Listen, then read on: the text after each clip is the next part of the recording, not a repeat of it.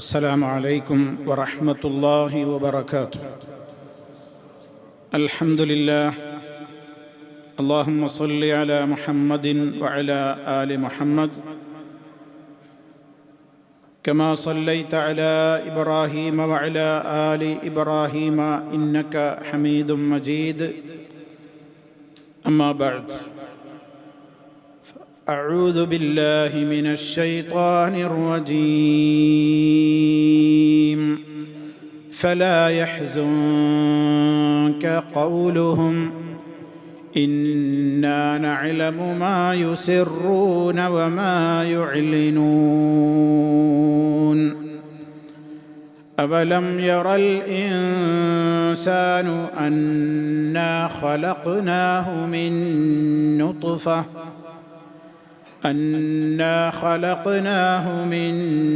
نطفة فإذا هو خصيم مبين. സൂറത്ത് യാസീൻ 76-77 ആയത്തുകളാണ് ഇന്ന് നമ്മൾ പാരായണം ചെയ്ത് കേട്ടത്. കഴിഞ്ഞ ആയത്തുകളിലൂടെ അവിശ്വാസികളായ ആളുകൾ അള്ളാഹുവിന് പുറമെ ആരാധ്യന്മാരെ അവർക്ക് സഹായം ലഭിക്കും എന്ന പ്രതീക്ഷയോടെ സ്വീകരിച്ചിരിക്കുകയാണെന്നും വാസ്തവത്തിൽ അവരുടെ ആരാധ്യന്മാർക്ക് ഇവരെ ഒരു നിലക്കും സഹായിക്കുവാൻ സാധിക്കുകയില്ല എന്ന് മാത്രമല്ല, അവരുടെ ആരാധ്യന്മാർക്ക് സേവനം ചെയ്യേണ്ട അവസ്ഥയും അവരെ രക്ഷിക്കേണ്ട അവസ്ഥയുമാണ് ഈ ആരാധകരായ ആളുകൾക്കുള്ളത്. അത്രക്ക് ദുർബലരാണ് അവരുടെ ആരാധ്യന്മാർ എന്നുള്ള കാര്യമാണ് കഴിഞ്ഞ 2 ആയത്തുകളിലൂടെ നമ്മൾ പഠിച്ചത്. തുടർന്നുകൊണ്ട് അള്ളാഹു പറയുകയാണ്, ഫലാ യഹ്സുൻക, അതിനാൽ നിന്നെ ദുഃഖിപ്പിക്കാതിരിക്കട്ടെ.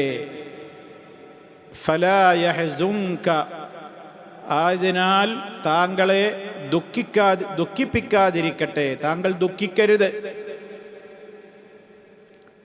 താങ്കളെ ദുഃഖിപ്പിക്കാതിരിക്കട്ടെ, വ്യസനപ്പെടുത്താതിരിക്കട്ടെ, സങ്കടപ്പെടുത്താതിരിക്കട്ടെ.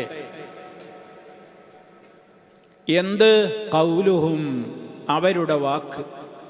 ഖൗലുഹും, അവരുടെ വാക്ക്. ഈ ആയത്ത് ഓതുമ്പോൾ നിർബന്ധമായും ഫലാ യഹ്സുൻക ഖൗലുഹും എന്നുള്ളിടത്ത് വഖഫ് ചെയ്യണം, നിർബന്ധമാണ്. അതുകൊണ്ടാണ് നോക്കൂ നിങ്ങൾ ഖുർആനിൽ ഫലാ യഹ്സുൻക ഖൗലുഹും എന്ന് കഴിഞ്ഞ ഉടനെ ഒരു മീമിട്ടതായി കാണാൻ സാധിക്കും. ആ മീമ് ഉദ്ദേശിക്കുന്നത് എന്താണ്? മീമ് കൊണ്ട് ഉദ്ദേശിക്കപ്പെടുന്നത് എന്താണ്? വഖഫ് ലാസിം എന്നാണ്.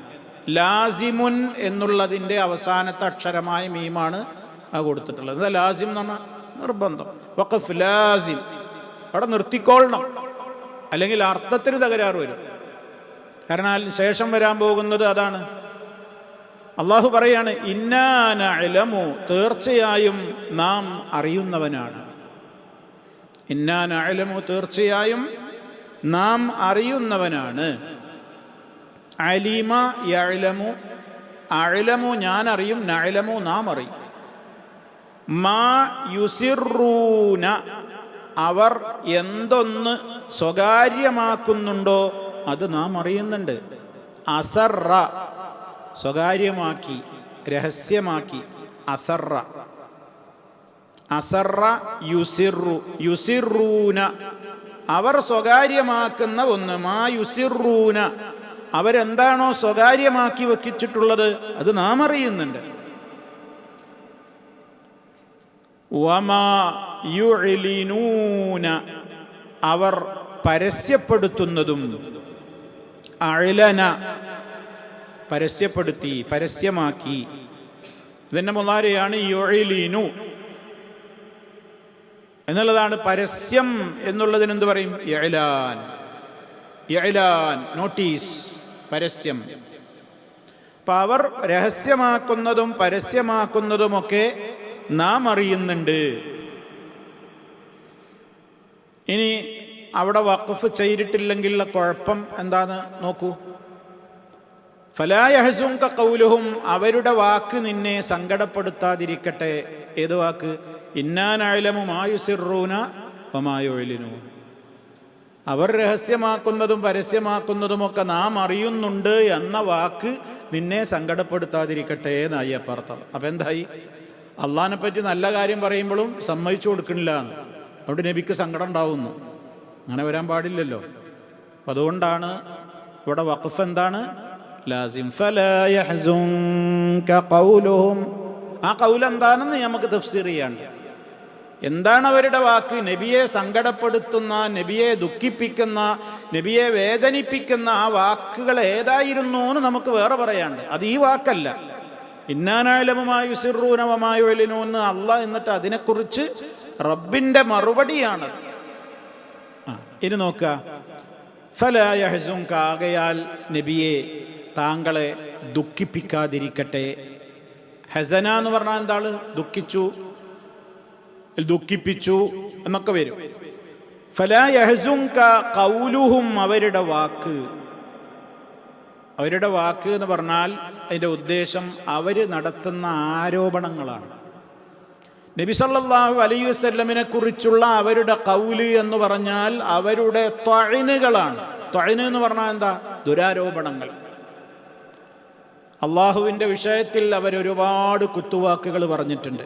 അള്ളാഹുവിനെ പരിഹസിക്കുന്ന, റബ്ബിൻ്റെ കഴിവുകൾ ചോദ്യം ചെയ്യുന്ന, അവൻ്റെ തൗഹീദിനെ എതിർക്കുന്ന ഒരുപാട് ഖൗലുകൾ അവർ നബി തങ്ങളുടെ മുമ്പിൽ വെച്ച് തന്നെ പറഞ്ഞിട്ടുണ്ട്.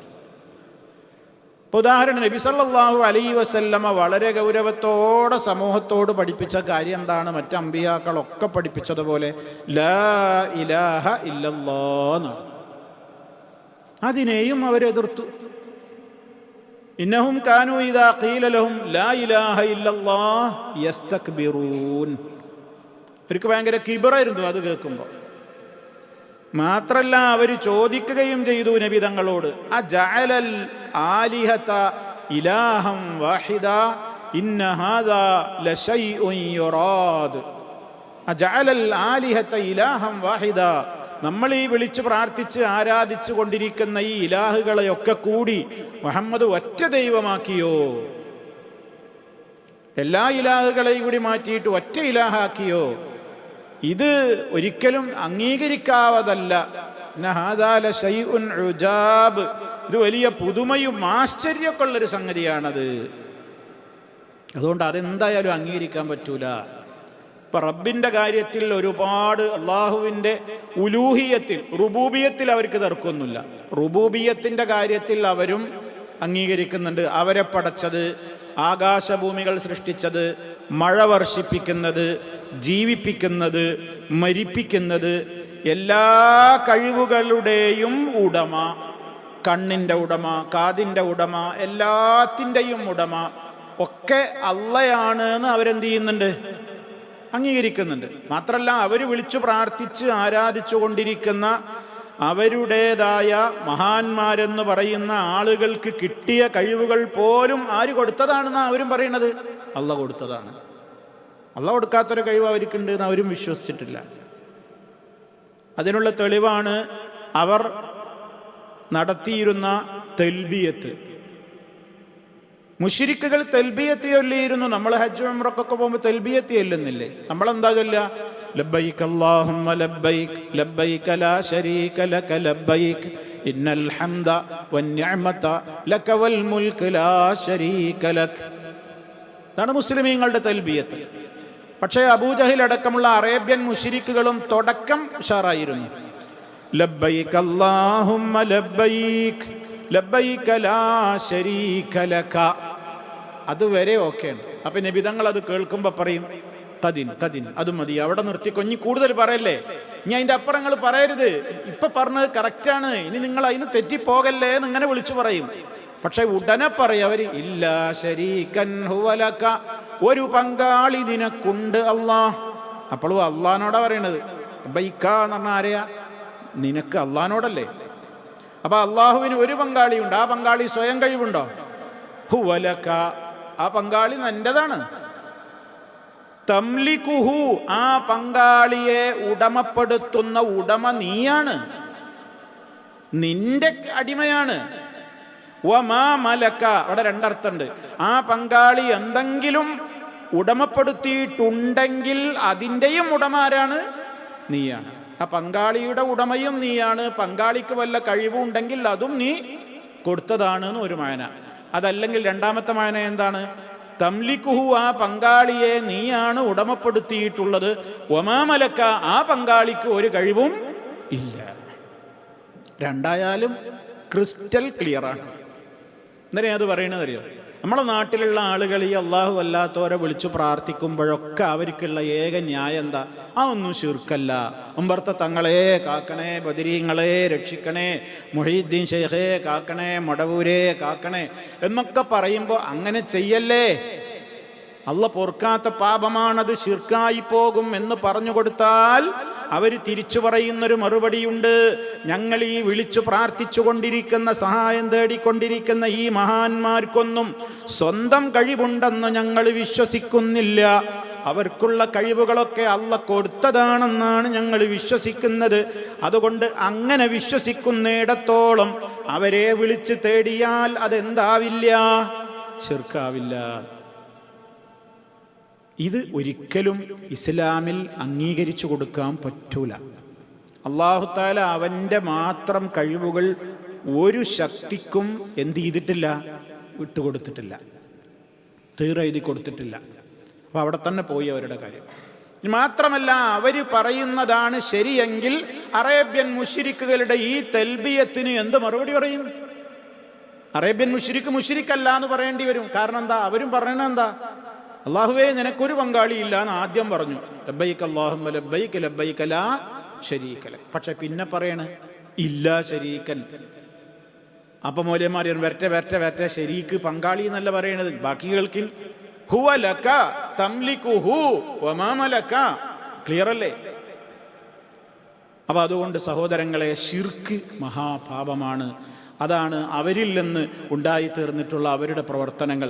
അപ്പം അവർ ചെയ്തിട്ടുള്ള ഈ പ്രവൃത്തിയിൽ അള്ളാഹു സുബ്ഹാനഹു വ തആല അവർ അള്ളാഹുവിനെ വളരെ മോശമാക്കിയ നിലക്ക് അവർ സംസാരിച്ചത് ഉലൂഹിയത്തിൻ്റെ കാര്യത്തിലാണ്.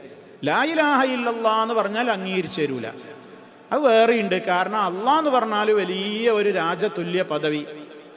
അള്ളാഹുവിലേക്ക് നേരിട്ട് നമ്മൾക്ക് പോകാൻ പറ്റൂല. അള്ളാഹു അതിനൊക്കെ അതീതനാണ്. അപ്പോൾ സാധുക്കളായ പാപികളായ നമ്മൾ എന്ത് ചെയ്യണം? കീഴ് ഘടകങ്ങളായിട്ടുള്ള ആളുകളോട് പറഞ്ഞാൽ അവരെ നമ്മൾ തൃപ്തിപ്പെടുത്തിയാൽ, അവർക്ക് അറിവ് നടത്തിയിട്ട്, അവർക്ക് നേർച്ച കൊടുത്തിട്ട്, അവരുടെ മുമ്പിൽ പുഷ്പാർച്ചന നടത്തിയിട്ട്, അവർക്ക് വേണ്ടി മൃഗസമ്പത്തിനെയും അതുപോലെ തന്നെ കാർഷിക സമ്പത്തിനെയും ഒക്കെ നേർച്ചയാക്കിയിട്ട് അവരുടെ പ്രീതി നമ്മൾ പിടിച്ചു പറ്റിയാൽ നമ്മുടെ കാര്യം പിന്നെ അവരെ അള്ളാഹിനോട് എന്ത് ചെയ്തോളും? പറഞ്ഞോളും. അങ്ങനെ റെക്കമെൻഡ് ചെയ്ത് കാര്യം നേടിത്തരും എന്നാണ് അതെന്നെന്നും വിശ്വസിക്കുന്നത്. അപ്പൊ അള്ളാഹുവിന്റെ വിഷയത്തിൽ ഉലൂഹിയത്തിൽ അവരുടെ വാക്ക് അങ്ങനെയാണ്. അവർക്ക് ലാ ഇലാഹ ഇല്ലല്ലാഹ് എന്ന് അംഗീകരിക്കാൻ പറ്റണില്ല. നബിയെ, നിങ്ങൾ അതൊന്നും ഓർത്തിട്ട് നിങ്ങൾ എന്ത് ചെയ്യരുത്? സങ്കടപ്പെടരുത്. ഒന്ന്. ഇനി നബി സല്ലല്ലാഹു അലൈഹി വസല്ലമിന്റെ റിസാലത്തിലും അവർ ഒരുപാട് കുത്തുവാക്കുകൾ പറഞ്ഞിട്ടുണ്ട്. ഒന്നവർ നേർക്ക് നേരെ തന്നെ പച്ചയായി പറഞ്ഞു, എന്ത്? നീ റസൂലല്ല. നബി സല്ലല്ലാഹു അലൈഹി വസല്ലമിനെ അവർ എന്ത് പറഞ്ഞിട്ടുണ്ട്? പ്രവാചകന്റെ മുഖത്ത് നോക്കി തന്നെ പറഞ്ഞു, ലസ്ത മുർസല, ലസ്ത മുർസല, നീ അയക്കപ്പെട്ട ദൂതനൊന്നുമല്ല. തീർന്നില്ല. പിന്നെ അവരെന്തെല്ലാം പേരുകൾ ഖൗല് അള്ളാഹുവിന്റെ റസൂലിനെ കുറിച്ച് പറഞ്ഞു. മജ്നൂൻ, ഭ്രാന്തനാണ് എന്ന് പറഞ്ഞു. കാഹിനുൻ, ജ്യോത്സ്യനാണ് എന്ന് പറഞ്ഞു. ഷായിറുൻ, ഒരു കവിയാണ്, എന്തൊക്കെയോ ചില കവിതകൾ ചൊല്ലുകയാണ് ഖുർആനിലൂടെ എന്നവര് പറഞ്ഞു. സാഹിറുൻ, ഒരു മജീഷ്യനാണ്, മാരണൊക്കെ ചെയ്യുന്ന ഒരു സാഹിറാണ്, എന്തൊക്കെ ചില അത്ഭുതങ്ങൾ കൊണ്ട് ചെപ്പടി വിദ്യയൊക്കെ കാണിക്കുന്ന ഒരാളാണ് എന്ന് അവർ നബിയെ സംബന്ധിച്ച് കുത്തി പറഞ്ഞിട്ടുണ്ട്. കദ്ദാബ്, നബി പെരുന്നൊണയനാണ് എന്നവർ കുത്തി പറഞ്ഞിട്ടുണ്ട്. അതേപോലെ തന്നെ നബി സല്ലല്ലാഹു അലൈഹി വസല്ലമിനെ അവരെ ആക്ഷേപിച്ചിട്ടുണ്ട്. അബ്തർ, ഭാവിയില്ലാത്ത ആളാണ്. ഇന്നാ അഅ്തൈനാകൽ കൗസർ ഫസല്ലി ലിറബ്ബിക വൻഹർ ഇന്ന ശാനിഅക ഹുവൽ അബ്തർ. തീർച്ചയായും അങ്ങയെ അധിക്ഷേപിക്കുന്നവനാരോ അവനാണ് വാസ്തവത്തിൽ ഭാവിയില്ലാത്തവൻ. സല്ലല്ലാഹു അലൈഹി വസല്ലമിനു ജനിക്കുന്ന ആൺകുട്ടികളൊക്കെ പ്രായമാകുന്നതിൻ്റെ മുമ്പെന്നെ മരിച്ചു പോവുക. 3 ആൺകുട്ടികളുണ്ടായി. 3 ആൺകുട്ടികൾ അല്ലാഹുവിൻ്റെ റസൂലിനുണ്ടായി. ആൺകുട്ടികൾ ഉണ്ടാവായിട്ടല്ല. ഒന്ന് അബ്ദുള്ള, മറ്റൊന്ന് തയ്യിബ്, താഹിർ എന്നൊക്കെ അറിയപ്പെട്ട, പിന്നെ ഇബ്രാഹിം എന്നറിഞ്ഞ കുട്ടിയും. അങ്ങനെ 3 മക്കളുണ്ടായി. പക്ഷെ ആ 3 മക്കളും ചെറിയ പ്രായത്തിൽ, ശൈശവ പ്രായത്തിൽ തന്നെ വഫാത്തായി. അപ്പം മുശ്രിക്കുകൾ പറഞ്ഞിരുന്നത് അത് മുഹമ്മദിന് ഭാവിയൊന്നുമില്ല, അത് മുഹമ്മദാണ് മരിക്കുന്നതോടുകൂടി കഴിയും. കാരണം ആൺമക്കളിലൂടെയാണല്ലോ ഇവിടെ പരമ്പര നിലനിൽക്കുക. മുഹമ്മദിന് അങ്ങനെ ആൺകുട്ടികളൊന്നുമില്ല, ഉണ്ടാകുന്ന ആൺകുട്ടികളൊക്കെ മരിച്ചു പോവുകയാണ്. എന്തോ കുരുത്തക്കേടുണ്ട് എന്നാണ് അവർ പറഞ്ഞത്. അങ്ങനെ ഇന്നിപ്പം നമുക്ക് ടെൻഷൻ വരാൻ അത് മതി. നമ്മളോടാണ് ഒരാൾ പറയുന്നുണ്ടെങ്കിൽ നമുക്ക് കാലാകാലം ടെൻഷനായി. എന്താ ഇപ്പോൾ പെൺകുട്ടികൾ മാത്രമാണ്, ആൺകുട്ടി ഉണ്ടായതൊക്കെ പോവുകയും ചെയ്തു, ആരോ എന്തോ ചെയ്തിക്കാണ്, അല്ലെങ്കിൽ എന്തോ പ്രശ്നങ്ങളാണ്. ഇങ്ങനെ ഈ വിധത്തിലാണ് ചിന്തിക്കുക. നബി സല്ലല്ലാഹു അലൈഹി വസല്ലമിൻ്റെ ജീവിതത്തിൽ അവിടത്തേക്കുണ്ടായ 3 കുഞ്ഞുമക്കളും ആണ് പോയി. പെൺമക്കൾ മാത്രമാണ് ജീവിച്ചിരുന്നത്. അതിൻ്റെ പേരിൽ ഇനി നബിക്ക് ഭാവിയില്ല, ഭാവിയിൽ ആരും ഇനി മുഹമ്മദിൻ്റെ പേരൊന്നും പറയില്ല, മുഹമ്മദിൻ്റെ മരണത്തോടു കൂടെ അതൊക്കെയാണ് കഴിയുമെന്നാണ് അവർ വിചാരിച്ചത്. അതാണ് അവർ നബിയെ എന്താ ആക്ഷേപിച്ചത്? അബ്തർ. അബ്തറിൻ്റെ അർത്ഥം എന്താണ്? ഭാവിയില്ലാത്തവൻ. അപ്പം അള്ളാഹ് പറഞ്ഞു, നിന്നെ അതിൻ്റെ പേരിൽ ആക്ഷേപിക്കുന്ന അവനാണ് ഭാവിയില്ലാത്തത്. നബി സല്ലല്ലാഹു അലൈഹി വസല്ലമനെ അത് പറഞ്ഞ് ആക്ഷേപിച്ചവരാണ് പലരും ആക്ഷേപിച്ചിട്ടുണ്ട്. അവരൊക്കെ ഒന്ന് ആരെങ്കിലും ഓർക്കുന്നുണ്ടോ? അവർക്കൊക്കെ മക്കളൊക്കെ ഉണ്ടായിട്ടുണ്ട്. പക്ഷെ എന്ത് മക്കൾ ഉണ്ടായിട്ട് എന്താണ്? അവരൊന്നും ലോകത്തൊന്നും അറിയപ്പെടുന്നില്ല. ഇനി അറിയപ്പെടുന്നുണ്ടെങ്കിൽ തന്നെ വളരെ ദേഷ്യത്തോടുകൂടെ അവരുടെ പേരുകൾ കേൾക്കുന്നുള്ളൂ. നേരെ മറിച്ച് മുഹമ്മദ് മുസ്തഫ സല്ലല്ലാഹു അലൈഹി വസല്ലം ലോക മുസ്ലിമീങ്ങൾ എവിടെയൊക്കെ ജീവിച്ചിരിപ്പുണ്ടോ, ഭൂലോകത്തിൻ്റെ ഏതൊരു കോണിൽ, ഈ ആകാശലോകത്തും എവിടെയും, അവിടെയൊക്കെ അള്ളാഹുവിൻ്റെ നാമം പറഞ്ഞു കഴിഞ്ഞാൽ ഉടനെ അഷ്ഹദു അൻ ലാ ഇലാഹ ഇല്ലല്ലാഹ് അഷ്ഹദു അന്ന മുഹമ്മദർ റസൂലുള്ളാഹ്. അതാ ഖുർആൻ പറഞ്ഞത്, വറഫഅനാ ലക ദിക്റക, അങ്ങയുടെ സ്മരണ നാം ഉയർത്തിയില്ലയോ. അപ്പം അതുകൊണ്ട് അങ്ങയെ ആക്ഷേപിക്കുന്ന അവനാണ് വാസ്തവത്തിൽ ഭാവിയില്ലാത്തവൻ എന്ന്. അപ്പോൾ അബ്തർ എന്ന് പറഞ്ഞു. പിന്നെ നബിയെ കുത്തി പറഞ്ഞു, യുഅല്ലിമുഹു ബശറുൻ, മുഹമ്മദിന് ഇത് ഏതോ ഒരു മനുഷ്യൻ പഠിപ്പിച്ചു കൊടുക്കുകയാണ്. ഏതോ ഒരു കൊല്ലപ്പണിക്കാരൻ ഉണ്ടായിരുന്നു, അങ്ങനെ ഇരുമ്പ് പണിക്കാരൻ. അവിടെ നബി സല്ലല്ലാഹു അലൈഹി വസല്ലം ഇടയ്ക്ക് പോയി ഇരിക്കും, അവനോട് സംസാരിക്കുകയൊക്കെ ചെയ്യും. അവന് കണ്ടം തൊണ്ട അറബിയൊക്കെ അറിയാം, അവൻ ഈ നാട്ടുകാരനല്ല. അപ്പം അങ്ങനെ നബി സല്ലല്ലാഹു അലൈഹി വസല്ലം ഇടയ്ക്ക് അവൻ്റെ അടുത്തൊക്കെ പോയി ഇരുന്ന് സംസാരിക്കും. അപ്പം അവൻ പഠിപ്പിച്ചു കൊടുത്ത അറബിയാണ് ഈ പറയുന്നത് മുഹമ്മദ് എന്നാണ് വേറൊരു കൂട്ടർ പറഞ്ഞത്. അതിനൊക്കെ ഖുർആൻ മറുപടിയും പറഞ്ഞിട്ടുണ്ട്. മുഹമ്മദ് സല്ലല്ലാഹു അലൈഹി വസല്ലം നിങ്ങൾക്ക് ഓതി കേൾപ്പിക്കുന്നത് നല്ല പ്യുവർ ഖുർആൻ ഭാഷ, ക്ലാസിക്കൽ ലാംഗ്വേജാണ്. അയാൾക്ക് കണ്ടം തൊണ്ടാറില്ല, അറബി പറയാനും കൂടി അറിയാത്ത ആളാണ്. എന്നിട്ട് അയാളിലേക്ക് ചേർത്തിയിട്ട നിങ്ങൾ മുഹമ്മദിനെ അയാൾ പഠിപ്പിച്ചു കൊടുത്തതാണ് പറയുന്നത്. എന്നാൽ കൊണ്ടുവരുന്നടാ ധൈര്യം ഉണ്ടെങ്കിൽ ഒരായത്ത്, ഒരു സൂറത്ത് എന്നൊക്കെ വെല്ലുവിളിച്ചല്ലോ, സാധ്യമായില്ലല്ലോ. അപ്പം നബി സല്ലല്ലാഹു അലൈഹി വസല്ലമിനെ സംബന്ധിച്ച് ഇങ്ങനെയൊക്കെ പറയുമ്പോൾ പ്രവാചകൻ്റെ മനസ്സിൽ വല്ലാത്ത സങ്കടം ഉണ്ടായിരുന്നു. എൻ്റെ ജനത ഇങ്ങനെ ആയിപ്പോയത്. എത്ര ആത്മാർത്ഥമായിട്ടാണ് നബി സല്ലല്ലാഹു അലൈഹി വസല്ലം അവർക്ക് ഇസ്ലാം പറഞ്ഞു കൊടുത്തത്, അള്ളാഹിനെ പരിചയപ്പെടുത്തി കൊടുത്തത്, റിസാലത്തിനെ പരിചയപ്പെടുത്തി കൊടുത്തത്, മരണാനന്തര ജീവിതത്തെ പരിചയപ്പെടുത്തി കൊടുത്തത്, നല്ല നല്ല സംസ്കാരങ്ങളെ എത്ര വ്യക്തമായിട്ടാണ് മുത്ത് മുസ്തഫ ആ ജനതക്ക് പഠിപ്പിച്ചു കൊടുത്തത്. എന്നിട്ടും എൻ്റെ നാട്ടുകാർ നന്നാകുന്നില്ലല്ലോ എന്ന ഒരു സങ്കടം, അതൊരു ആത്മാർത്ഥ ഹൃദയത്തിനുണ്ടാകുന്ന സ്വാഭാവിക സങ്കടവുമാണ്. അള്ളാഹുവിൻ്റെ റസൂലിനതുണ്ടായി.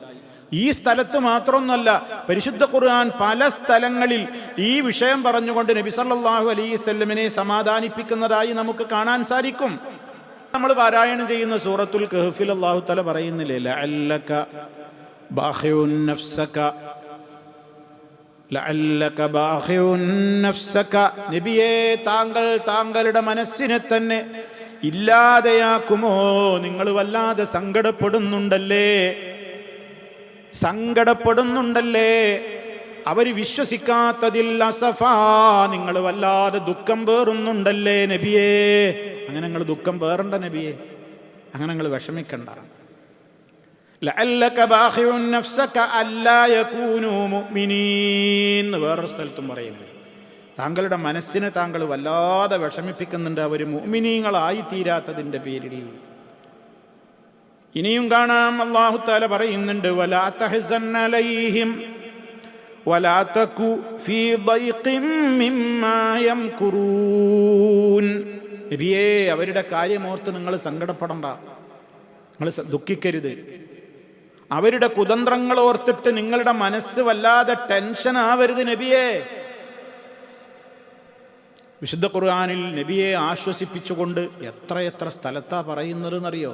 സൂറത്ത് ഫാത്തിറിലെ 8-ാമത്തെ ആയത്തിൽ പറയുന്നുണ്ട്, നേരത്തെ പറഞ്ഞതുപോലെ അൽ കഹ്ഫിലെ 6-ാമത്തെ ആയത്തിൽ പറയുന്നുണ്ട്, സൂറത്തു നഹ്ലിലെ 127-ാമത്തെ ആയത്തിൽ പറയുന്നുണ്ട്, സൂറത്ത് ഖാഫിലെ 39-ാമത്തെ ആയത്തിൽ പറയുന്നുണ്ട്, സൂറത്തുൽ മാഇദ 41-ാമത്തെ സൂറത്തിൽ ആയത്തിൽ പറയുന്നുണ്ട്, സൂറത്ത് ആൽ ഇമ്രാൻ 176-ാമത്തെ ആയത്തിൽ പറയുന്നുണ്ട്, സൂറത്തുൽ അൻആമിലെ 33-ാമത്തെ സൂറത്തിലും ആയത്തിലും പറയുന്നുണ്ട്, സൂറത്തുൽ ഹിജ്റിലെ 97-ാമത്തെ ആയത്തിലും പറയുന്നുണ്ട്. സൂറത്തുൽ ഹിജ്റിൽ പറയുന്നിടത്ത് അതിൻ്റെ പരിഹാരവും കൂടി പറഞ്ഞു കൊടുക്കുന്നുണ്ട്. അള്ളാഹു നബി തങ്ങളെ ആശ്വസിപ്പിക്കുകയാണ്. സൂറത്തുൽ ഹിജ്റിൽ അവസാനം 97-ാമത്തെ ആയത്ത്, വലഖദ് നഅലമു അന്നക യദീഖു സദ്റുക ബിമാ യഖൂലൂൻ ഫസബ്ബിഹ് ബിഹംദി റബ്ബിക വകും മിനസ് സാജിദീൻ വഅബ്ദു റബ്ബക ഹത്താ യഅതിയകൽ യഖീൻ. സൂറത്ത് ഹിജ്റിന്റെ അവസാനത്തെ ആയത്ത് അതാണ്. നബി തങ്ങളോട് പറയാണ്, വലഖദ് നഅലമു, പ്രവാചകരെ എനിക്കറിയാം, നബിയെ എനിക്കറിയാം, നാം മനസ്സിലാക്കുന്നുണ്ട്.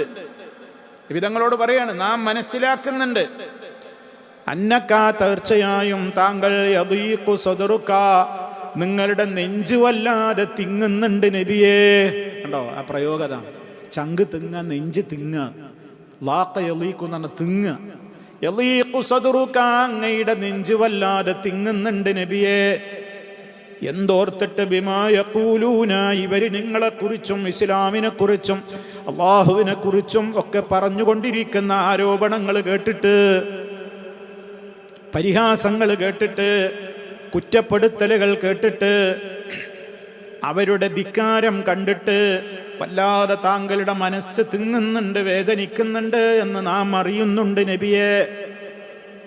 പരിഹാരം പറഞ്ഞു കൊടുക്കുകയാണ്. 3 പരിഹാരം പറഞ്ഞു കൊടുത്തത്. മാനസികമായിട്ട് ടെൻഷൻ ഉണ്ടാകുമ്പോൾ 3 പരിഹാരം പറഞ്ഞു കൊടുത്തു. ഫസബ്ബിഹ് ബിഹംദി റബ്ബിക, യജമാനായ അങ്ങയുടെ രക്ഷിതാവിനെ ധാരാളമായി സ്തുതിച്ചുകൊണ്ട് പ്രകീർത്തനം ചെയ്തോളൂ. തസ്ബീഹ് വർദ്ധിപ്പിക്കാനാ പറഞ്ഞത് നബിയോട്. ടെൻഷൻ പോകുന്നു, നിങ്ങളെ മനസ്സിലേക്ക് ഭയങ്കര ടെൻഷൻ ഉണ്ട് എന്ന് എനിക്കറിയാം. ദുന്യാവ് ഓർത്തിട്ടല്ല മുത്ത മുസ്തഫാക്ക് ടെൻഷൻ. ഇത്രയൊക്കെ ഇഖ്ലാസോടെ എൻ്റെ ജനതയോട് ഈ ദീനുൽ ഇസ്ലാം പറഞ്ഞിട്ട് ഇവരിൽ നിന്ന് കിട്ടുന്ന പ്രതികരണം ഇങ്ങനെയായി പോയല്ലോ എന്നോർത്തിട്ടുള്ള ഒരു സങ്കടം പ്രവാചകൻ അത് വല്ലാതെ വിഷമിപ്പിച്ചിരുന്നു എന്നാണ് ഖുർആന്റെ പ്രയോഗങ്ങളിൽ നിന്ന് മനസ്സിലാവുന്നത്. റസൂലുള്ള അത് ഓർത്തിട്ട് അവിടുത്തെ ജീവൻ തന്നെയാണ്ട് പോയി പോകോ എന്നുള്ള ഘട്ടത്തോളം എത്തിയിരുന്നു എന്നാണ്. അത് പണ്ഡിതന്മാർ പറയുന്നുണ്ട്. മനുഷ്യന് ടെൻഷൻ ഉണ്ടായാൽ അവൻ്റെ ശരീരവും മാനസികമായി തളർന്നാൽ ശാരീരികമായും മനുഷ്യൻ തളരും. ടെൻഷൻ ധാരാളമായിട്ടുണ്ടായാൽ അത് മനുഷ്യൻ്റെ ശാരീരിക ആരോഗ്യത്തെ നശിപ്പിക്കും. അതുകൊണ്ടാണ് എപ്പോഴും ഇസ്ലാം എന്ന് പറയുന്നത് ടെൻഷൻ ആവരുത്, ടെൻഷൻ ഉണ്ടാവരുത് എന്നാണ്. പറയാൻ നമുക്ക് എളുപ്പമാണ്, പക്ഷേ നമുക്ക് പ്രശ്നങ്ങൾ വരുമ്പോൾ നമുക്ക് ടെൻഷൻ ഉണ്ടാവും. അപ്പോൾ അതുകൊണ്ട് സ്വന്തത്തോട് നമ്മൾ പഠിപ്പിക്കണം. ടെൻഷൻ വരികയാണെങ്കിൽ തസ്ബീഹ് വർദ്ധിപ്പിക്കും. ഇവിടെ നബിതങ്ങളുടെ മാനസിക പ്രയാസം പോക്കാൻ അള്ള പറയുന്ന 3 മാർഗങ്ങളാണ് അടുത്ത ആയത്തുകളിൽ. ഒന്നാമത് പറഞ്ഞു ഫസബ്ബിഹ് ബിഹംദി റബ്ബിക, തസ്ബീഹ് ധാരാളമായി ചെയ്തോളൂ നബിയെ. നബി സല്ലല്ലാഹു അലൈഹി വസല്ലമയോട് പലപ്പോഴും അള്ള പറയലുണ്ട് തസ്ബീഹ് വർദ്ധിപ്പിക്കാൻ, തസ്ബീഹ് വർദ്ധിപ്പിക്കാൻ പറയാറുണ്ട്. ജീവിതത്തിൻ്റെ അവസാന കാലത്തും പറഞ്ഞു ഇദാ ജാഅ നസ്റുല്ലാഹി വൽ ഫത്ഹ് വറഅയ്ത അന്നാസ യദ്ഖുലൂന ഫീ ദീനില്ലാഹി അഫ്വാജാ ഫസബ്ബിഹ് ബിഹംദി റബ്ബിക വസ്തഗ്ഫിറുഹു. ഇസ്തിഗ്ഫാറും തസ്ബീഹൊക്കെ അധികരിപ്പിച്ചോളി അവസാന കാലത്തും പറഞ്ഞിട്ടുണ്ട്. ഒന്നതാ പറഞ്ഞത്. രണ്ടാമത്തെ വകും മിനസ് സാജിദീൻ, താങ്കൾ സുജൂദ് ചെയ്യുന്നവരിൽ പെട്ടവനും ആയുക. എന്ന് പറഞ്ഞാൽ ധാരാളം സുജൂദ് ചെയ്തോളീ എന്ന് പറഞ്ഞാൽ അതിൻ്റെ അർത്ഥം എന്താ? വെറുതെ സുജൂദ് ചെയ്യൽ ഇസ്ലാമിലില്ലല്ലോ. പിന്നെന്താണ്? നിസ്കാരം വർദ്ധിപ്പിക്കാൻ. നബി സല്ലല്ലാഹു അലൈഹി വസല്ലമിന് എന്തെങ്കിലും ടെൻഷൻ വന്നാൽ സ്വഹാബത്ത് പറയുന്നുണ്ട്, അള്ളാഹുവിൻ്റെ റസൂലിൻ്റെ പതിവെന്താ? കാന റസൂലുള്ളാഹി സ്വല്ലല്ലാഹു അലൈഹി വസല്ലമ ഇദാ ഹസബഹു അംറുൻ സ്വല്ലാ. നബിക്ക് വല്ല വിഷമവും ടെൻഷനും ഒക്കെ പിടികൂടിയാൽ അള്ളാഹുവിൻ്റെ റസൂല് വേഗം പോയിട്ട് എന്ത് ചെയ്യും? നിസ്കരിക്കും. നിസ്കാരം കഴിഞ്ഞാൽ ക്ലിയർ ആവും മനസ്സ്. നമ്മൾ നിസ്കാരത്തിന് കഴിയട്ടെ ആ വിഷമം പിന്നെയും മനസ്സിൽ ഇങ്ങനെ വരികയില്ല. എന്നിട്ട് നമുക്ക് 2 നിസ്കരിച്ചു 3 നിസ്കരിച്ചു ഒന്നും വരില്ല, അവസാനം നീറ്റ് പോരേണ്ടി വരും. നബിതങ്ങൾക്ക് നിസ്കാരത്തിൽ കൈകെട്ടിയ ആ വിഷമം പോവുകയാണ്. അപ്പോൾ നമ്മൾ നബി സല്ലല്ലാഹു അലൈഹി വസല്ലമിനോട് പറഞ്ഞത് അതാണ്, വകും മിനസ് സാജിദീൻ, നിസ്കാരം അധികരിപ്പിക്കാൻ. ഇപ്പം നമ്മളെ സുന്നത്ത് നിസ്കാരങ്ങൾ, ജീവിതത്തിലത് സുന്നത്ത് നിസ്കാരങ്ങൾ വെറുതെ തന്നെ നമുക്ക് മുത്തലഖൻ സുന്നത്ത് ഒരാൾക്ക് എപ്പോഴും നിസ്കരിക്കാമല്ലോ. നമുക്കിപ്പോൾ ഈ പഠിപ്പിക്കപ്പെട്ടിട്ടുള്ള പ്രത്യേക സുന്നത്തുകളല്ലാതെ നമുക്ക് സുന്നത്ത് നിസ്കരിച്ചൂടെ?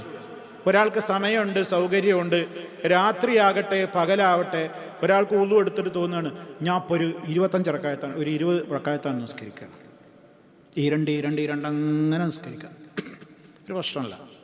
ഇത്രയും സുജൂദ് അധികരിപ്പിക്കാം, സുജൂദ് കിടന്ന് പ്രാർത്ഥിക്കാം ഒക്കെ ചെയ്യാം. മൂന്നാമത്തെ കാര്യം എന്താ പറഞ്ഞത്? മൂന്നാമതായിട്ട് പറയുന്നത് എന്താ? വഅബ്ദു റബ്ബക ഹത്താ യഅതിയകൽ യഖീൻ. ഇബാദത്ത് എപ്പോഴും വർദ്ധിപ്പിച്ചുകൊണ്ടേയിരിക്കണം, അത് തുടരണം, അതൊരിക്കലും നിർത്തിക്കളയരുത്. ടെൻഷനായിട്ട് നിങ്ങൾ നിർവഹിച്ചിരുന്ന ഒരൊറ്റ ഇബാദത്തും അവസാനിപ്പിച്ച് കളയരുത്. നമുക്കൊരു വലിയ പാടുണ്ട്. നല്ല നിസ്കാരവും ദിക്റും ഖുർആനും ഒക്കെ ഉള്ളപ്പോൾ പല ആൾക്കാരും ടെൻഷൻ വന്നാൽ പിന്നെ ഒരു മൂടില്ലാറട്ടൊക്കെ എടുത്ത് നോക്കും. നല്ല നല്ല കാര്യം സദസ്സുകളും ഒക്കെ ഉണ്ട് ഒഴിവാവും. എന്താ മാനസികമായിട്ടൊക്കെ ഇപ്പോൾ തളർന്നു നിൽക്കുന്നത്. ഇപ്പോൾ ഖുർആൻ ക്ലാസ്സിനൊന്നും വരാൻ തോന്നുന്നില്ല. നേരെ മറിച്ചല്ലേ വേണ്ടത്. എന്താണെന്നറിയില്ല, ഒരു മൂടില്ല. അപ്പോൾ പേരിൽ അങ്ങനെ ഇരിക്കലെന്നെ, പ്രവർത്തിക്കാനൊന്നും തോന്നുന്നില്ല. പ്രവർത്തിക്കല്ലേ വേണ്ടത്. അപ്പം മനുഷ്യൻ ടെൻഷൻ ഉണ്ടായാൽ ഇല്ലെത്തുന്നു ഇങ്ങോട്ട് ഉൾവലിയുന്നൊരു പ്രകൃതി ഉണ്ടാകും. ഖുർആൻ പറയണത് മരണം വരെ, മരണം മാത്രമാണ് നമുക്കതിനുള്ള എക്സ്പയർ ഡേറ്റ്. ഇബാദത്തിന് എക്സ്പയർ ഇല്ല. അത് വഅബ്ദു റബ്ബക, യജമാനനായി നിന്റെ റബ്ബിനെ നീ ആരാധിച്ചുകൊണ്ടേയിരിക്കണം. ഏതുവരെ? ഹത്താ യഅതിയകൽ യഖീൻ. അൽ യഖീൻ ഹുവൽ മൗത്ത്, മരണം വരെ.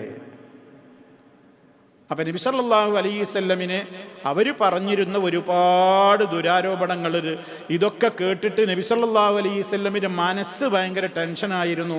അല്ലാഹു തആല നബി തങ്ങളോട് പറഞ്ഞു, നിങ്ങൾ വിഷമിക്കരുത്. കാരണം എന്താണ് കണ്ടോ, പണ്ഡിതന്മാർ പറയാണ്, ഇദാ കസുറൽ ഹുസ്നു അലൽ ഖൽബി, ഒരാളുടെ ഹൃദയത്തിൽ ദുഃഖഭാരം അധികമായി കഴിഞ്ഞാൽ പിന്നെ അവൻ ആകെ താളം തെറ്റും, അവൻ്റെ പ്രകൃതി തന്നെ താളം തെറ്റും. അവന് ജീവിതത്തിലെ ഒരു കാര്യങ്ങൾക്കും താല്പര്യമുണ്ടാവുകയില്ല. നല്ല നല്ല കാര്യങ്ങളോടവൻ മുഖം തിരിഞ്ഞു നിൽക്കും. ടെൻഷൻ ഉണ്ടാകുന്ന കാര്യങ്ങൾ പലപ്പോഴും പ്രചരിപ്പിക്കുകയും ചെയ്യരുത് എന്നാണ്. വിശ്വാസികൾക്ക് ടെൻഷൻ ഉണ്ടാക്കുന്ന കാര്യങ്ങൾ പ്രചരിപ്പിക്കരുത് എന്നാണ്. അത് പറഞ്ഞിട്ട് അദ്ദേഹം പറയാണ്, ഈ കാലഘട്ടത്തിൽ പ്രത്യേകിച്ചും സോഷ്യൽ മീഡിയകളിൽ കേട്ടോ, ശൈഖുൽ ഇസ്ലാമിൻ്റെ ആ ഇബാറത്ത് വായിച്ചു കഴിഞ്ഞതിൻ്റെ ശേഷം ഉലമാവ് പറയണത്, ഇന്നത്തെ കാലഘട്ടത്തിൽ സോഷ്യൽ മീഡിയകളിലൂടെ എന്തെല്ലാമാണ് ആളുകൾ പ്രചരിപ്പിക്കുന്നത്. മുസ്ലിം വിശ്വാസികളുള്ള ഈമാനുള്ള ഹൃദയങ്ങളിൽ പേടിയും ഭീതിയും നിരാശാബോധവുമൊക്കെ സങ്കടവും ദുഃഖവുമൊക്കെ ജനിപ്പിക്കുന്ന വിധത്തിലുള്ള വാർത്തകൾ പ്രചരിപ്പിക്കുന്ന, അത് വായിച്ചിട്ട് ഇങ്ങനെ ടെൻഷനാകുന്ന എത്രയോ ആളുകളുണ്ട്. അതിന് പോകരുത്, അത് വായിക്കണ്ട, അങ്ങനത്തെ ഷെയർ ചെയ്യണ്ട, അത് പ്രചരിപ്പിക്കണ്ട. നമ്മളത് കേട്ട് ടെൻഷൻ അടിച്ചിട്ട് നമുക്ക് ആരോഗ്യം നശിക്കുക എന്നല്ലാതെ എന്താ അതുകൊണ്ട് കാര്യം? എന്താ കാരണം? അള്ളാഹിൻ്റെ റസൂലിനോട് തന്നെ അല്ലാഹു തആല പറഞ്ഞ കാരണമാണ് അതിന് പണ്ഡിതന്മാർ പറയുന്നത്. നമ്മൾ ടെൻഷൻ അടിച്ചിട്ട് എന്താ കാര്യം?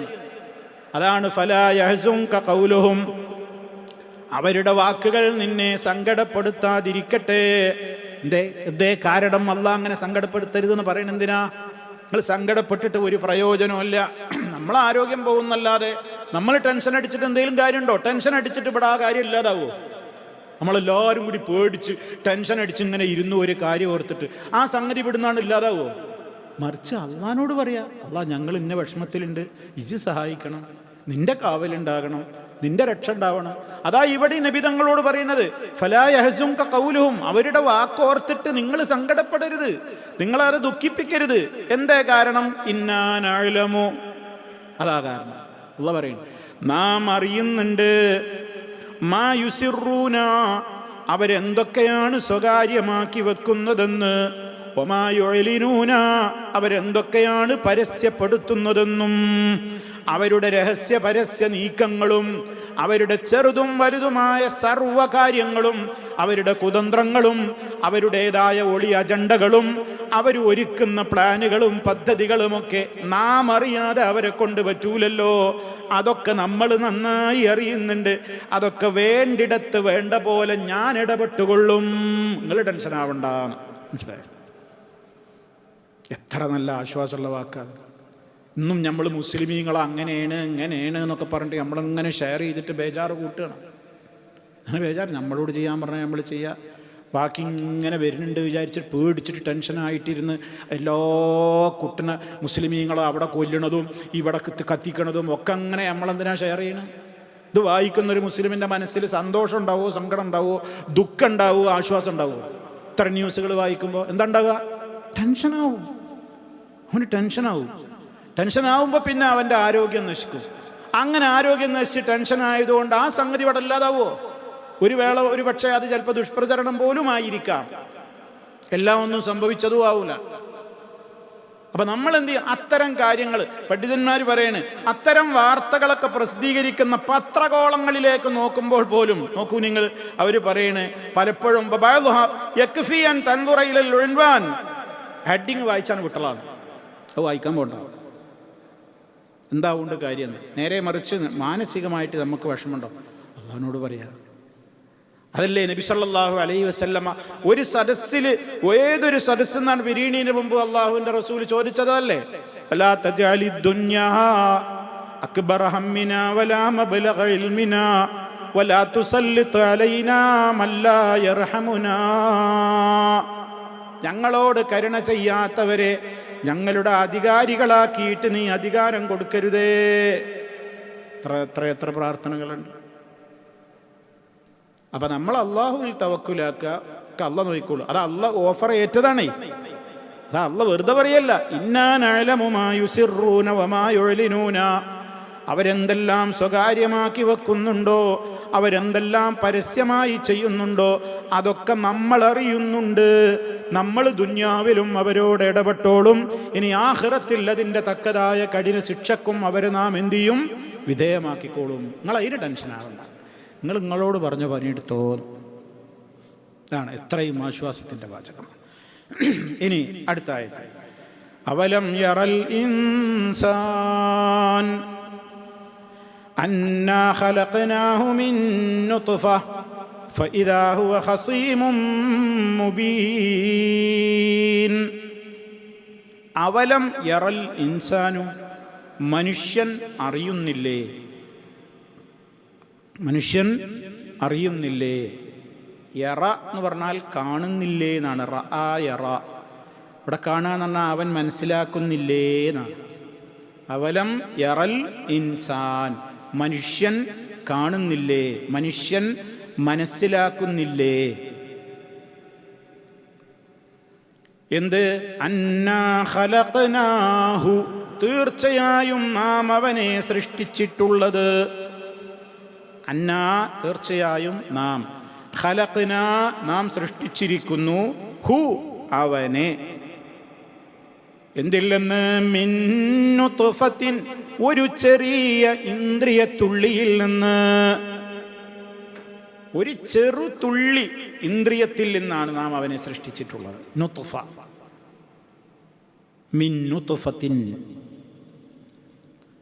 എന്നിട്ടതാ ഫഇദാ ഹുവ, എന്നിട്ടതാ ഹുവ, അവൻ, ഖസീമും മുബീൻ, വ്യക്തമായി റബ്ബിനോട് എതിർക്കാൻ വരുന്ന തർക്കക്കാരനായി മാറുന്നു. ഖസീം എന്ന് പറഞ്ഞാൽ എന്താണ്? അങ്ങേയറ്റത്തെ തർക്കക്കാരൻ, കുതർക്കികൻ, അങ്ങേയറ്റത്തെ തർക്കം നടത്തുന്നവനാണ് എന്ത് പറയാ? ഖസീം. ഖസമ എന്ന് പറഞ്ഞാൽ എന്താണ്? തർക്കിച്ചു.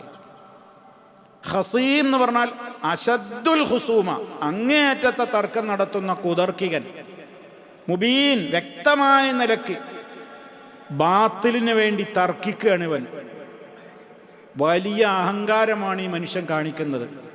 വാസ്തവത്തിൽ അവൻ്റെ അഹങ്കാരമൊക്കെ നിൽക്കാൻ അവനൊന്ന് ആലോചിച്ചാൽ പോരെ, ഞാൻ എവിടുന്നാ വന്നത്? അവൻ്റെ തുടക്കം ഓർമ്മപ്പെടുത്തുകയാണ്. കിബിറ് വരുമ്പോഴൊക്കെ മനുഷ്യന് ഈ ചിന്ത നല്ലതാ, എന്നെ എവിടുന്ന ഉണ്ടാക്കിയത്, ഞാൻ എവിടുന്നാ വന്നത്, അതാ അള്ളാഹ് ഓർമ്മപ്പെടുത്തുന്നത്. അവലം യറൽ ഇൻസാൻ, മനുഷ്യൻ അറിയുന്നില്ലേ?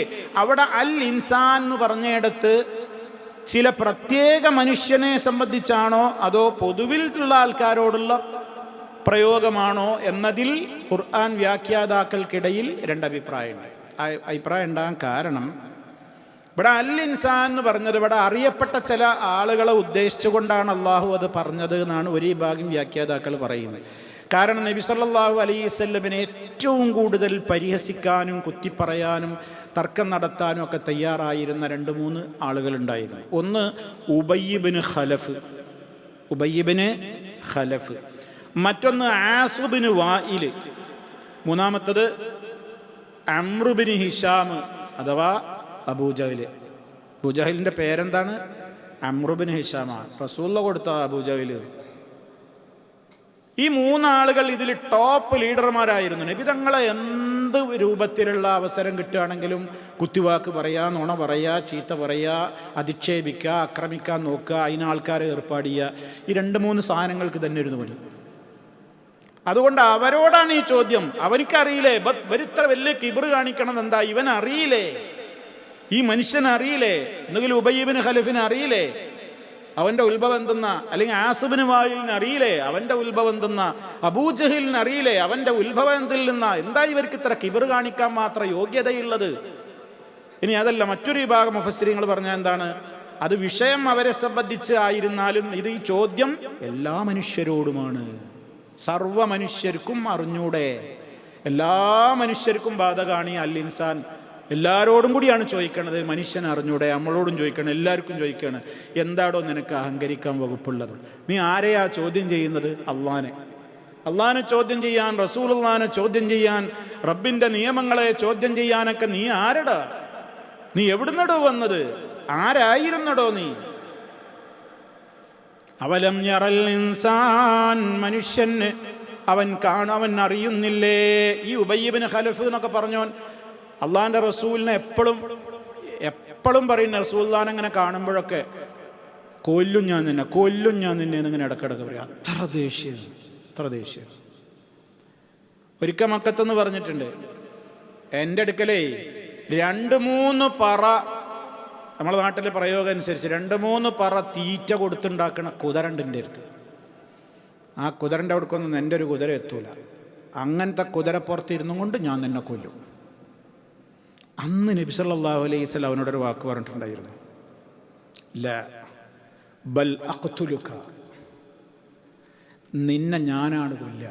അള്ളാഹുവിൻ്റെ റസൂലിലൂടെ കൊല്ലപ്പെട്ട ഏക വ്യക്തിയായിരുന്നു ചരിത്രത്തിൽ ആര്? ഉബയ്യ് ഇബ്നു ഖലഫ്. നബി സല്ലല്ലാഹു അലൈഹി വസല്ലം 8-9ഓളം യുദ്ധങ്ങളിൽ നേരിട്ട് പങ്കെടുത്തിട്ടുണ്ട്. ഒരൊറ്റ ആളും നബി തങ്ങളുടെ കൈക്ക് എന്തിയിട്ടില്ല, കൊല്ലപ്പെട്ടിട്ടില്ല. അള്ളാഹിൻ്റെ റസൂലിൻ്റെ കൈ കൊണ്ട് കിട്ടിയ പരിക്ക് കൊണ്ട് അവിടെ വെച്ചിട്ടല്ല അവൻ മരിച്ചു വീണത്. ഏത് വ്യക്തിയാണ് അത്? ഉബയ്യ് ഇബ്നു ഖലഫാണ്. അവൻ ശരിക്കും അവൻ്റെ ഈ വഹദിൽ വന്നു. വഹദിൽ വന്ന് നബി തങ്ങളെ നേരിക്കാൻ വന്നിട്ട് കൊല്ലും ഞാൻ നിന്നെ. ആ കുതിരപ്പുറത്താണ് കൊല്ലും ഞാൻ നിന്നെ എന്ന് പറഞ്ഞു. അപ്പോഴേക്ക് സഹാബിമാരൊക്കെ ചാടി. അള്ളാഹുവിൻ്റെ റസൂല് പറഞ്ഞു, അവനെ വിട്ടേക്ക്, ഞാൻ നോക്കിക്കോളാം. ഉബയ്യ് ഇബ്നു ഖലഫ് വന്നു. നബി തങ്ങളെ കൊല്ലാൻ വേണ്ടി ഒരുങ്ങുമ്പോൾ അവൻ എല്ലാ കവചവും അണിഞ്ഞിട്ടുണ്ട്. പടച്ചട്ട ഇവിടൊക്കെ അണിഞ്ഞിട്ടുണ്ട്. അവന് കഴുത്തിലുണ്ട്, എൻ്റെ നെഞ്ചത്തുണ്ട്, വെട്ടും കുത്തൊന്നും കൊള്ളാതിരിക്കാൻ വേണ്ടി. നബി സല്ലല്ലാഹു അലൈഹി വസല്ലമയുടെ കയ്യിലുള്ള ഒരു ഹെർബത്ത്, ഒരു ചാട്ടുളി കൊണ്ട് അള്ളാഹുവിൻ്റെ റസൂല് വളരെ സൂത്രത്തിലൊരു നോട്ടാൻ നോക്കുമ്പോൾ ഒരു ഭാഗത്ത് ചെറിയൊരു വിടവുണ്ട്, ഒറ്റ കുത്ത. ആ കുത്തോണ്ടോ അവൻ്റെ കുതിരപ്പുറത്തുനിന്ന്, വലിയ മഹിമ പറഞ്ഞ കുതിരപ്പുറത്തുനിന്ന് വീണപ്പോൾ അവൻ്റെ ആൾക്കാരൊക്കെ കൂടി അവനെ താങ്ങിയെടുത്ത് കൊണ്ടുപോയിട്ട് അപ്പം അങ്ങനെ കാളമുക്രടും പോലെയാണ് അവൻ ശ്വാസം വലിക്കണതെന്നാണ്. അപ്പോൾ അവനോട് ചോദിച്ചു, ഈ എന്തിനെങ്ങനെ അലർന്ന്? ഇതൊരു ചെറിയ മുറിയല്ലേ ഉണ്ടായിട്ടുള്ളൂ, ഒരു തുള്ളി രക്തം പൊടിഞ്ഞിട്ടില്ല, ഒന്നും മുറിവൊന്നും കാണാനില്ലല്ലോ. അപ്പോൾ ഇനി പേടിക്കൊന്നും വേണ്ട. അപ്പം ഇവൻ പറഞ്ഞാൽ എന്താ അറിയോ, പക്ഷേ മുഹമ്മദിനോട് പണ്ടേ പറഞ്ഞിട്ടുണ്ട് നിന്നെ ഞാനാണ് കൊല്ല. അപ്പോൾ എനിക്ക് വിശ്വാസമുണ്ട്. നോക്കണം നിങ്ങൾ, അവന് വിശ്വാസമുണ്ട്. അള്ളാന്റെ റസൂൽ പറഞ്ഞാൽ നടക്കുന്നു എന്നറിയാം. അല്പനേരം കഴിഞ്ഞേ ഉള്ളൂ അവൻ പണി തീർന്നു. അവൻ്റെ ആൾക്കാരെ അവനെ കൊണ്ടുപോയി വഴിയിൽ വെച്ചിട്ടോ ജീവൻ പോയി. അതാ ഉബയ്യ് ഇബ്നു ഖലഫ്. ആസിബിന് വായിൽ അതേമാതിരിത്തെ ചങ്ങല തന്നെയായിരുന്നു. ഇതൊന്നും ഭയങ്കര പ്രശ്നം. 2 മക്കളുണ്ടായിരുന്നു. 2 മക്കളും ഇസ്ലാം സ്വീകരിച്ചു. അംർ ബിൻ ആസ് റളിയല്ലാഹു അൻഹു, ഹിശാം ബിൻ ആസ് റളിയല്ലാഹു അൻഹു, അവരൊക്കെ ഇസ്ലാമിൻ്റെ പടക്കുതിരകളായിരുന്നു. അവരൊക്കെ ഇയാൾ ദ്രോഹിക്കും, പരിഹസിക്കും, ചീത്ത പറയും. മക്കൾ നല്ല മറുപടിയും കൊടുക്കും. ഇയാളും തന്നെ, അയാൾക്കും ഇസ്ലാം സ്വീകരിക്കാൻ ഭാഗ്യമുണ്ടായില്ല. പിന്നെ മറ്റേ ചങ്ങായിയാണ് അബൂജഹൽ. അത് കഴുത്ത് നീട്ടി മുറിച്ചു പോതറില്ല.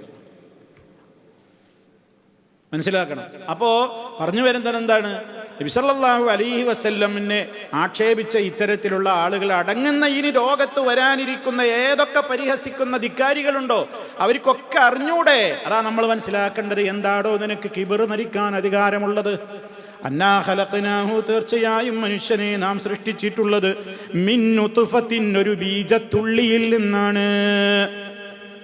മനുഷ്യനിൽ നിന്ന് സ്രവിക്കപ്പെടുന്ന ആ ഒരു ആ ഒരു ജലം മുഴുവനും ആവശ്യമുണ്ടോ ഒരു കുഞ്ഞ് ജനിക്കാൻ? അതാ നുത്ഫ, ഒരു ബീജം. ഒരു ബീജത്തിൽ കോടാനുകോടി, അതിലെന്തുണ്ട്? ബീജങ്ങളുണ്ട്. കോടാനുകോടിയാണ് അതിലുള്ളത്. അതിൽ നിന്ന് ഒന്നാണ് പോയിട്ട് സ്ത്രീയുടെ അണ്ടത്തിൽ എന്ത് ചെയ്യുന്നത്? ആണ് പ്രവേശിച്ച് കുത്തിത്തുളച്ചാണ് കയറുന്നത്. അതാണല്ലോ സിക്താണ്ഡമായി മാറിയിട്ട് പിന്നെ കുഞ്ഞായി മാറുന്നത്. ഇന്നാ ഖലഖനാഹു മിൻ നുത്ഫത്തിൻ അംശാജിൻ. കണ്ടോ? കൂടിച്ചേർന്ന, അത് മറ്റ് രണ്ടും കൂടി കൂടിച്ചേർന്ന് സിക്താണ്ഡമായിട്ട് മാറുകയാണ്, സൈഗോട്ടായി മാറുകയാണ്. അവിടുന്ന് അങ്ങോട്ട് പിന്നെ അതിന് എന്തെല്ലാം മാറ്റങ്ങൾ വരുന്നു. ഗർഭാശയങ്ങളിൽ വെച്ച് അത് പിന്നെ നുത്ഫം, പിന്നീട് അങ്ങോട്ട് അലക്കത്തായി, അലക്കത്ത് മുലുകത്തായി, മുലുകത്ത് മുഖല്ലക്കത്തായി, ഗൈറ മുഖല്ലക്കത്തായി, അങ്ങനെ ആയി. അതിൻ്റെ ശേഷം കുഞ്ഞിനെ പ്രസവിച്ചപ്പോൾ ആ സമയത്തും പിന്നെ ഉമ്മയുടെ മുലപ്പാലാണ് ആ കുട്ടിക്ക് കിട്ടുന്നത്. അള്ളാഹ് നിശ്ചയിക്കുന്ന ആ ഏറ്റവും സമ്പുഷ്ടമായ വൈറ്റമിൻ്റെ കലവറയായ മുലപ്പാൽ കുടിച്ചിട്ട് പിന്നെയും അവനെങ്ങനെ ശിശു വായി വളർന്ന് പിന്നെ ബാല്യം പിന്നിട്ടോ, കൗമാരം പിന്നിട്ടോ, യൗവനം എത്തി. എന്നിട്ട് അവൻ അള്ളാഹിനെ ചോദ്യം ചെയ്യുക, നിനക്കെന്താടോ അതിന് അധികാരമുള്ളത്? എന്താ അഹങ്കരിക്കാൻ? വാസ്തവത്തിൽ മനുഷ്യനെ അഹങ്കരിക്കാൻ എന്തെങ്കിലും വല്ല അടിസ്ഥാനവും യാതൊരു നിലക്കും ഇല്ല എന്ന് കൃത്യമായി തന്നെ ഇതിലൂടെ പഠിപ്പിച്ചു തരികയാണ്. അഹങ്കരിക്കുന്ന ആളുകളെ സംബന്ധിച്ചിടത്തോളം നബി സല്ലല്ലാഹു അലൈഹി വസല്ലം പറഞ്ഞതെന്താണ്?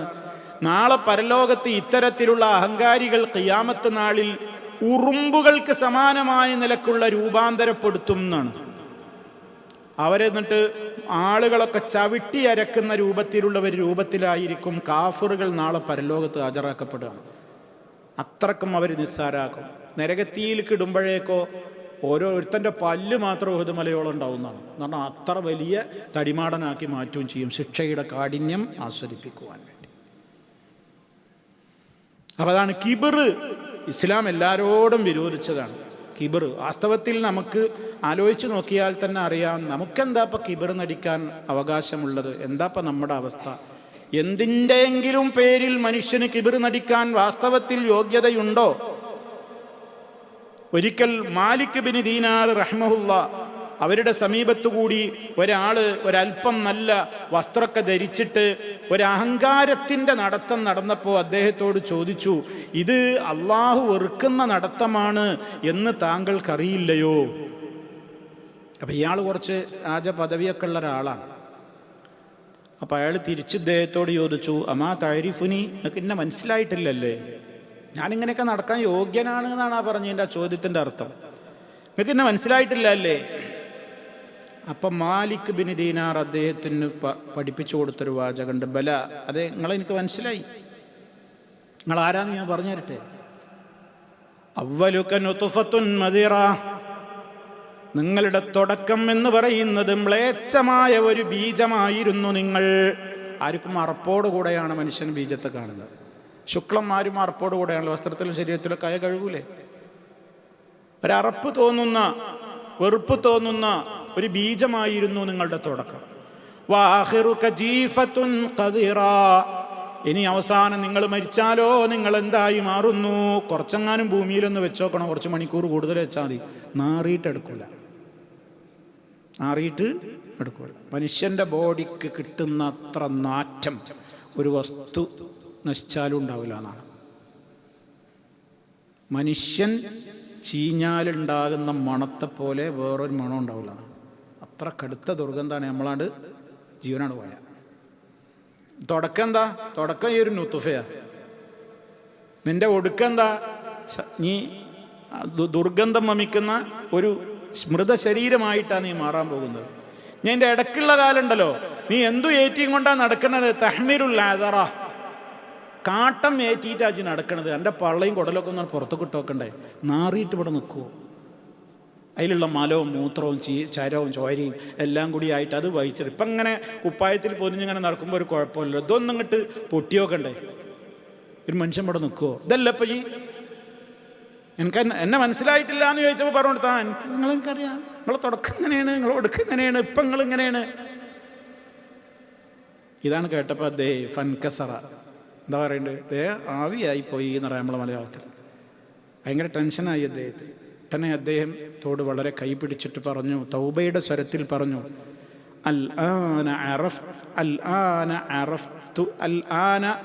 പിന്നെ താങ്കൾ ഇപ്പോഴാണ് എന്നെ ശരിക്കും പരിചയപ്പെടുത്തുന്നത്, ഇപ്പം ഞാൻ ശരിക്കും എന്നെ മനസ്സിലാക്കുകയും ചെയ്തു.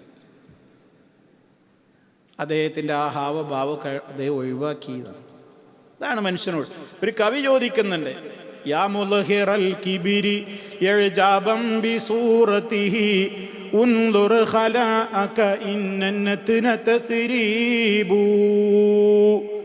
അഹങ്കരിച്ചുകൊണ്ട് നടക്കുന്ന മനുഷ്യ, നീ തിന്നത് ഒഴിവാക്കുന്ന കേന്ദ്രത്തിൽ കുറച്ചു നേരം നിനക്ക് കൂടുതൽ ഇരിക്കാൻ പറ്റുമോ? മണത്തിട്ട് ചിരിക്കുമോ എൻ്റെ വയറ്റിൽ നിന്ന് പോണത്? ഇതാ പൈസ. ഈ വലിയ ആളാന്നറിയില്ലേ, എനിക്കതിന് പറ്റുമോ? ലൗ ഫക്കറന്നാസു ഫീമാ ഫീ ബുതൂനിഹിം മസ്തശ്അറൽ കിബ്റ ശുബ്ബാനും വലാ ശീബൂ. മനുഷ്യൻ അവൻ്റെ അകത്തുള്ളതൊക്കെ ഒന്ന് ശരിക്ക് ചിന്തിച്ചിരുന്നുവെങ്കിൽ ചെറുപ്പക്കാരാവട്ടെ വയസ്സന്മാരാവട്ടെ ഒരിക്കലും ഒരു കിബറും അവർക്ക് തോന്നൂല. ഹൽ ഫി ബിനി ആദമ മിസ്ലുർ റഅസി മക്റുമതൻ വഹുവ ബിഖംസിൻ മിനൽ അഖ്ദാരി മദ്റൂബു അൻഫുൻ യസീലു വഉദുനുൻ റീഹുഹാ സഹകുൻ വൽ ഐനു മുർമിസതുൻ വസ്സഗ്റു മൽഊബു. മനുഷ്യ, നിന്റെ ശരീരത്തിൽ നിന്റെ തലയോളം ഏറെ നീ ആദരിക്കുന്ന, ഏറെ എല്ലാവരും ആദരിക്കുന്ന ഒരു അവയവം തലയെപ്പോലെ വേറെ ഏതെങ്കിലും ഉണ്ടോ? ഇല്ലല്ലോ. എന്നാൽ നീ ചിന്തിച്ചിട്ടുണ്ടോ, 5 മാലിന്യം നിന്റെ തലയിൽ തന്നെ നീ പേറുന്നുണ്ട്. 5 മാലിന്യങ്ങൾ നിന്റെ തലയിൽ തന്നെ നീ പേറുന്നുണ്ട്. അൻഫുന്യസീലു, ഒലിക്കുന്ന മൂക്ക് നിനക്ക് ഇഷ്ടമുണ്ടോ? എൻ്റെ മൂക്കിന്ന് ഒലിക്കുന്ന മൂക്കള എന്താപ്പാ എനിക്ക് ഇത്ര വലിയ ഉഷാറായിട്ട് തോന്നുന്നുണ്ടോ?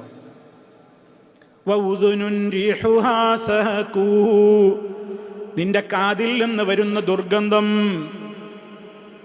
അത് നിനക്ക് സഹിക്കാൻ പറ്റുന്നുണ്ടോ? വല്ലൈനു മുർമിസത്തുൻ, നിന്റെ കണ്ണിലെ പീളക്കുഴിയിലും കണ്ണിലുമൊക്കെ കെട്ടി നിൽക്കുന്ന മാലിന്യങ്ങൾ. വസ്സഗ്റു മൽഊബു, നിന്റെ പല്ലൊന്ന് കുത്തി നോക്ക്, നിനക്ക് സഹിക്കാൻ പറ്റുന്നുണ്ടോ മണം? നിന്റെ വായിൽ നിന്ന് വരുന്ന പലപ്പോഴുമുള്ള കേലയുടെ ദുർഗന്ധം നിനക്ക് സഹിക്കാൻ പറ്റുന്നുണ്ടോ? ഇനി അവസാനത്തൊക്കെ ഇപ്പൊ ജീവിച്ചിരിക്കുമ്പോ തന്നെ നിന്റെ കാര്യം ഇതാണെങ്കിൽ, യബ്നത്തുറാബി വമഅകൂലത്തുറാബി ഗദൻ അഖ്സിർ ഫഇന്നക മഅകൂലും വമശ്റൂബു. മണ്ണായി പോകാനുള്ള മനുഷ്യ, നീ നാളെ മണ്ണിലേക്ക് നിന്നെ അങ്ങ് വെച്ച് കഴിഞ്ഞാൽ പിന്നെ പുഴുക്കൾക്ക് തിന്നാനുള്ള ആ വസ്തുവായിട്ട് നീ മാറി. അവർ നിന്റെ ചലം കുടിച്ചു തീർക്കുകയാണ്, ചോര കുടിച്ചു തീർക്കുകയാണ്. നിന്റെ ശരീരം മുഴുവനും അവയങ്ങ് തിന്ന് തീർക്കുന്നു. ഇതാപ്പം നീയെ നിനക്ക് അഹങ്കരിക്കാൻ എന്താ വകുപ്പുള്ളത്? ഇത് നമുക്ക് ചിന്തിക്കാനുള്ള വാചകങ്ങളാണ്.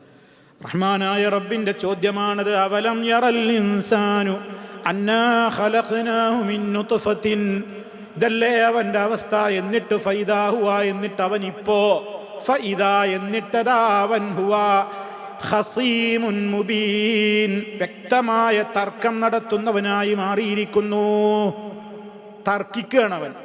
പരലോകമില്ലാന്ന് തർക്കിക്കുക, അള്ളല്ലാന്ന് തർക്കിക്കുക, സ്വർഗനരകങ്ങളില്ലാന്ന് തർക്കിക്കുക, ഒക്കെ തർക്കം. ഇസ്ലാം വിരോധിച്ച തർക്കമാണ്. എന്നാ തർക്കം ഇസ്ലാമിൽ അനുവദിക്കപ്പെട്ടതില്ലേ? ഉണ്ട്. ഇസ്ലാമിൽ അനുവദിക്കപ്പെട്ട തർക്കമുണ്ട്. അതേതാണ്? അള്ളാഹുവിൻ്റെ ദീനിനെ സ്ഥിരപ്പെടുത്താൻ വേണ്ടി മറ്റുള്ളവരോട് നമുക്ക് എന്ത് ചെയ്യാം? തർക്കിക്കാം.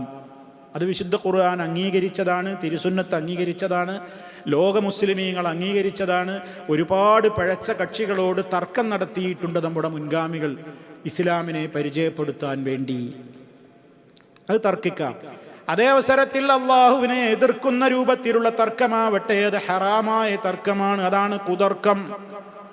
ഇനി വേറെ ചില കാര്യങ്ങളുണ്ട്. ഒരു കാര്യവുമില്ലാത്ത തർക്കം, അതിനെക്കുറിച്ച് മിറാ എന്നാണ് പറയാ. അത് നമ്മളിൽ ഉണ്ടാകാൻ പാടില്ല. ഒരാവശ്യമില്ലാത്ത കാര്യത്തിൻ്റെ പേരിൽ അങ്ങനെ ഏറ്റുപിടിച്ച് തർക്കിക്കുക ഒരു കാര്യമല്ല.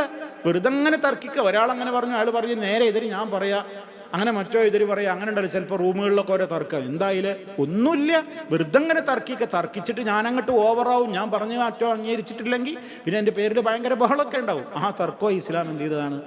വിരോധിച്ചതാണ്. അല്ലാത്ത നിലക്ക് ഇസ്ലാം അനുവദിച്ചിട്ടുള്ള തർക്കമുണ്ട്. ഇതല്ല ഇവിടുത്തെ തർക്കം. എന്താ ഇവിടുത്തെ തർക്കം? ഇവൻ അള്ളാഹിനെ ചോദ്യം ചെയ്യണം, റസൂലുള്ളാഹിനെ ചോദ്യം ചെയ്യണം. അങ്ങനെ അവർ പരിഹസിക്കുകയാണ്. അവരുടെ പരിഹാസത്തിൻ്റെ രൂപം, അവർ പരലോക നിഷേധത്തിന് പരിഹസിക്കുവാൻ വേണ്ടി അവർ ഏർപ്പെടുത്തിയിരുന്ന അവരുടെ വാദങ്ങൾ, അതിനവർ നിരത്തിയിരുന്ന ഉദാഹരണങ്ങൾ, ഇതൊക്കെയാണ് ഇനി അടുത്ത ആയത്തിൽ പറയുന്നത്. അപ്പോൾ അള്ളാഹു സുബ്ഹാനഹു വ തആല വളരെ ഗൗരവത്തോടുകൂടെ ഇത് ഓർമ്മപ്പെടുത്തുകയാണ്. നമുക്ക് കിട്ടിയ പാഠം എന്താണ്? നമ്മൾ മാനസികമായി നമ്മൾ തളരാൻ പാടില്ല. ലോകത്ത് ആരൊക്കെ എന്തൊക്കെ നമുക്കെതിരെ പറഞ്ഞാലും നമ്മുടെ മനസ്സ് വിഷമിക്കാൻ പാടില്ല. നബിതങ്ങളോട് അള്ളാഹു തആല പറഞ്ഞത് നമുക്കും പാഠമാണ്. ഇസ്ലാമിനെ എതിർക്കുന്ന ആളുകളുണ്ടാകും, ഇസ്ലാമിനെ പുച്ഛിക്കുന്ന ആളുകളുണ്ടാകും, അങ്ങനെയുള്ള പല ആളുകളുണ്ടാകും. നമ്മളും എന്താ വേണ്ടത്? അതോർത്തിങ്ങനെ സങ്കടപ്പെട്ട് ടെൻഷൻ അടിച്ച് ഇങ്ങനെ വിഷമിച്ചിരിക്കരുത്. അള്ളാഹ് ഏറ്റെടുത്ത കാര്യമാണത്. അള്ളാഹിൻ്റെ ദീനാണ്. അള്ളാഹ്ക്കറിയാം അവിടെ ആരൊക്കെ എന്തൊക്കെ പ്ലാൻ ചെയ്യണം, അവരുടെ രഹസ്യം പരസ്യമൊക്കെ അള്ളാഹ്ക്കറിയാം. അതാണ് നോക്കിക്കോളും. പിന്നെ മനുഷ്യൻ്റെ ഈ ഒരു അഹങ്കരിക്കാൻ മനുഷ്യന് ഒരു വകുപ്പുമില്ല. മനുഷ്യൻ വളരെ നിസ്സാരനാണ്. മനുഷ്യൻ വളരെ ദുർബലനാണ്. ദുർബലനായ മനുഷ്യനെ ശക്തനായ റബ്ബിൻ്റെ കൽപ്പനകളെ ചോദ്യം ചെയ്യാതെ, തർക്കിക്കാതെ സത്യത്തിന് കീഴ്പ്പെട്ടുകൊണ്ട് അവൻ ജീവിക്കുകയാണ് ചെയ്യേണ്ടത് എന്നുള്ളതാണ് യഥാർത്ഥത്തിൽ അള്ളാഹു സുബ്ഹാനഹു വ തആല ഇതിലൂടെ പറയുന്നത്. തുടർന്നുകൊണ്ടുള്ള ഏതാനും ആയത്തുകളും കൂടി കഴിഞ്ഞാൽ ഇൻഷാ അള്ളാഹ് ഈ അധ്യായം അവസാനിക്കും. അള്ളാഹു സുബ്ഹാനഹു വ തആല യഥാർത്ഥത്തിൽ അള്ളാഹുവിൻ്റെ ദീനിനെ മനസ്സിലാക്കുവാനുള്ള തൗഫീഖ് നൽകപ്പെടുന്നവരിൽ നമ്മെ എല്ലാവരെയും ഉൾപ്പെടുത്തി അനുഗ്രഹിക്കുമാറാകട്ടെ. മാരകമായ രോഗങ്ങളിൽ നിന്ന്, സഹിക്കാനാവാത്ത പരീക്ഷണങ്ങളിൽ നിന്ന് എല്ലാം അള്ളാഹു നമ്മെ എല്ലാവരെയും കാത്ത് രക്ഷിക്കുമാറാകട്ടെ. നമ്മളിൽ നിന്ന് മരണപ്പെട്ടു പോയവർക്ക് മഗ്ഫിറത്തും റഹ്മത്തും നൽകി അനുഗ്രഹിക്കുമാറാകട്ടെ. റബ്ബന ഗ്ഫിർ ലനാ ദുനൂബനാ വകഫിർ അന്നാ സയ്യിആതിനാ വതവഫനാ മഅൽ അബ്റാർ. اللهم علمنا ما ينفعنا وانفعنا بما علمتنا وزدنا علما والحمد لله رب العالمين. سبحانك اللهم وبحمدك أشهد أن لا إله إلا أنت أستغفرك وأتوب إليك.